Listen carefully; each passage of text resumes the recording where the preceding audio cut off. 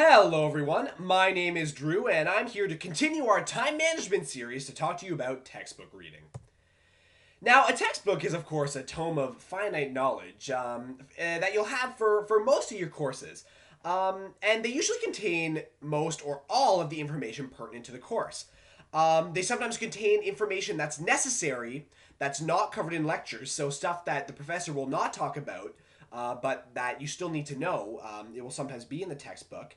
And they're useful for helping resolve confusion from lecture material, and they also contain helpful practice problems and summaries and study guides to help you in your success in the course. But textbooks can often be overwhelming. More information is not necessarily better.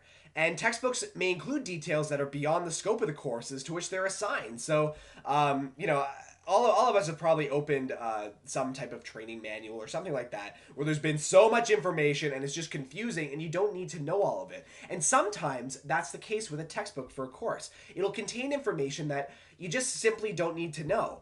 And that happens sometimes, depending on the course. And the thing about textbooks too is it's very easy to fall behind on weekly readings, and the fact that there's sometimes more information than necessary makes it difficult to keep up sometimes. But the solution to these problems is, of course, be proactive. Not, this is Heart of Darkness. I really didn't like Heart of Darkness in high school. But anyways, most courses are going to have suggested weekly readings outlined in their syllabus. So the professor will tell you at the beginning of the course what you should be reading each week, which is of course tentative, but you'll probably still have that.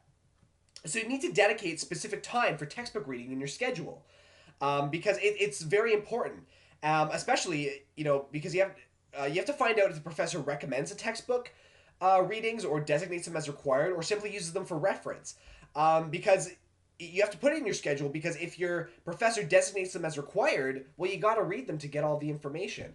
But on this point, though, sometimes a textbook, you won't have to always read them. Sometimes the professor will say, okay, well, it's just for reference. For example, I had a course that the professor said you probably won't need the textbook. It's just there for reference. Whereas in another semester, I had a course where we had to read the textbook, and the professor said he would test us on things in the textbook, and that wasn't covered in lecture, and he wasn't going to tell us what he was going to test us on in the textbook, so we had to read it to be sure. So no two courses are made equal, so be sure you know what you have to read, because knowing what's necessary to read and knowing what is just simply too much information can save you time and eye strain, which believe me, you're going to have eye strain. We all do. Everybody does after all the textbook reading.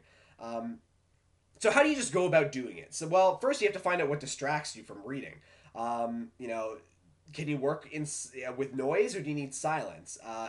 If music helps you focus, then use it. But if you find yourself generally listening to the lyrics, you're not focused on the reading. So if you can read with music and it helps, use it. But if not, turn it off.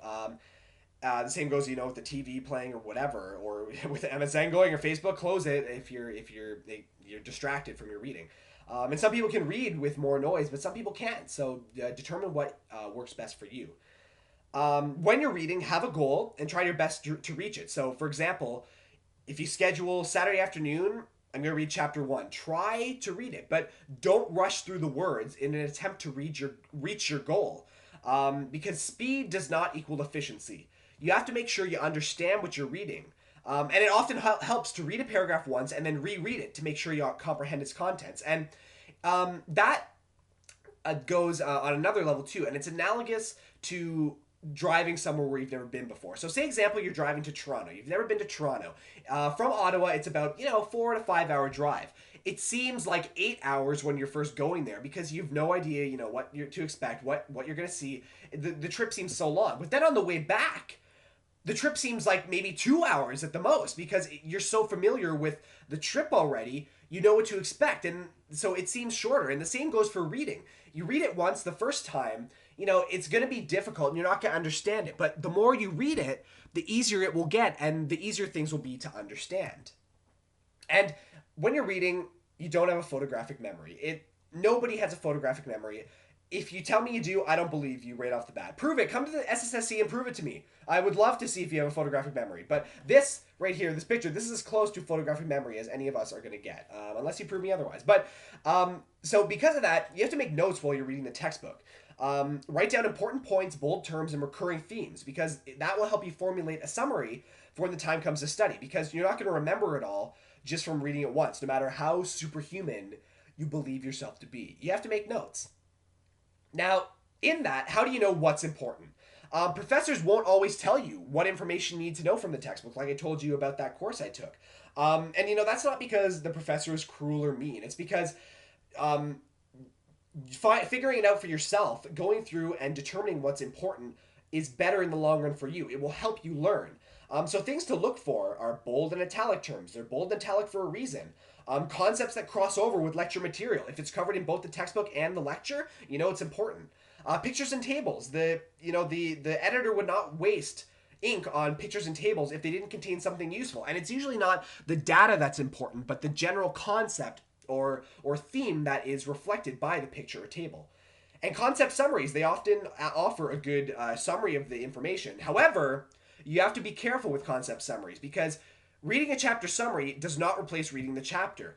As much as there is a lot of information sometimes, details are important. Details. It's analogous.